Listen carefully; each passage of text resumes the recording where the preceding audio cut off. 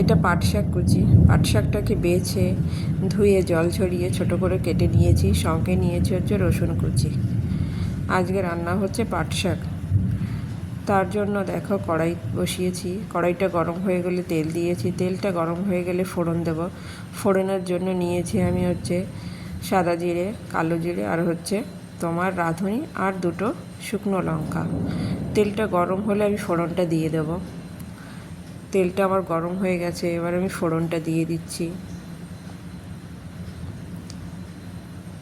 ফোড়নটা একটু ভাজি ভাজি হলে তারপরে রসুন কুচি দিয়ে দেব।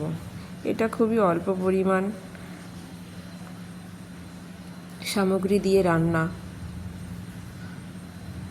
খেতেও খুব টেস্ট হয়। অনেকে অনেক রকমভাবেই রান্না করতে পারে, তবে আজকে আমি রসুনটা দিয়েই রান্না করছি। দেখো ফোড়নটা আমার হয়ে গেছে, এর ভেতরে আমি রসুন কুচিগুলো দিয়ে দিলাম।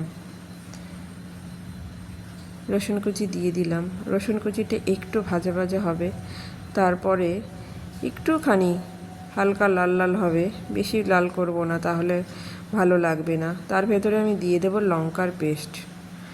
এর ভেতরে আমি লঙ্কার পেস্ট দেব, কারণ তোমরা সাধারণত জেনে গেছো যে আমি চেরা লঙ্কা ব্যবহার করি না, পেস্ট ব্যবহার করি, তাই আমি এখানে লঙ্কার পেস্ট দিয়ে দিলাম। এটাও একটু রসুনের সঙ্গে তেলের ভেতরে ভালো করে নাড়াচাড়া করে নেব।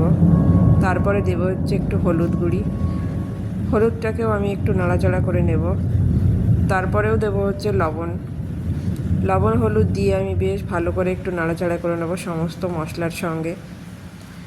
মশলাটা আমার প্রায় অনেকটাই ভাজা ভাজা হয়ে গেছে। তার ভেতর দিয়ে দিচ্ছি কেটে রাখা পাট শাকটা। পাট শাকটা দিয়ে ভালো করে নাড়াচাড়া করে নেব 2-1 মিনিট। দেখো আমার নাড়াচাড়া হয়ে গেছে, অনেকটাই হয়ে গেছে। এরপর দিয়ে দেবো আমি একটু জল, বেশি না, সামান্য পরিমাণে একটু জল দিচ্ছি যাতে শাকটা একটু সিদ্ধ হয়ে যায়। আমি এখানে পাট শাকের ঘন্ট করবো তো, তাই আমি একটু জল দিয়ে দিচ্ছি।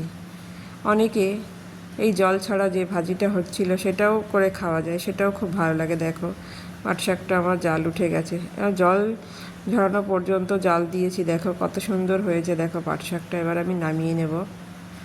এটা গরম ভাতের সঙ্গে কিন্তু খুবই ভালো লাগে খেতে। অল্প পরিমাণ সামগ্রী দিয়ে রান্না হয়ে যায়, খুব সুন্দর খেতে।